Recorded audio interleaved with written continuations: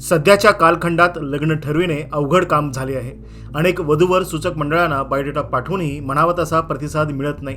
म्हणूनच एका इच्छुक नवरदेवाने चक्क रस्त्याचे अंतर दर्शविणाऱ्या किलोमीटरच्या दगडावर ठिकठिकाणी स्वतःचा बायोडेटा लिहून ठेवला आहे. त्यामुळे लग्न जुळण्यासाठी नामी शक्कल लढविणाऱ्या या इच्छुक उमेदवारीची चर्चा मात्र सध्या रंगली आहे. लग्नाच्या गाठी विधिलिखित असतात असे म्हटले जाते, परंतु सध्याच्या जमान्यामध्ये हा विधिलिखिताचा फेरा कुठेतरी चुकतोय असं म्हणण्याची वेळ लग्न जमत नसलेल्या वधूवरांसह त्याच्या कुटुंबियांना पडला आहे. नातेवाईकांना आपले लग्न जुळविण्यासाठी विनवणी करावी लागते. या सगळ्या गोष्टी करूनही लग्न ठरत नसल्याने अनेक जण लग्नाच्या विवंचनेत पडले आहेत. तर एका इच्छुक नवरदेवाने चक्क गारगोटी कोल्हापूर रोडवरील कूर या बाजारपेठेच्या मुख्य रस्त्यावरील अंतर दर्शविणाऱ्या किलोमीटरच्या दगडावरच आपल्या संपूर्ण माहितीचा बायोडेटा लिहून ठेवला आहे. यामध्ये त्यांनी आपले पुणे येथील इंजिनिअरिंग नोकरी मिळवत असलेला, तसेच 8 लाखाचा पगार व पुणे येथे 2 BHK फ्लॅट व आपली असणारी स्थावर मालमत्ता आणि वधू संबंधीच्या अपेक्षा या सर्व बाबींचा त्यामध्ये उल्लेख केला आहे.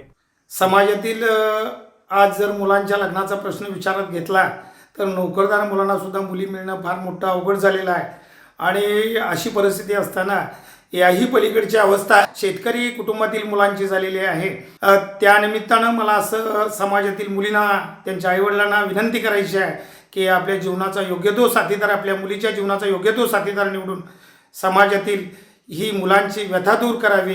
अन्यथा भविष्यामध्ये फार मोठ्या अडचणी निर्माण होणार आहेत. त्यामुळं त्या मुलांना जी समस्या आज मांडलेली आहे ती अगदीच बरोबर आहे, रास्त आहे ती समस्या. त्यामुळं समाजातील ही जी व्यथा आहे ही दूर करण्यासाठी अगदीच समाजातील कुटुंबातील त्या मुली आणि त्यांच्या आईवडिलांनी ही समस्या दूर करण्यासाठी हातभार लावावा, ही या निमित्तानं मी माझी व्यथा व्यक्त करतो आहे.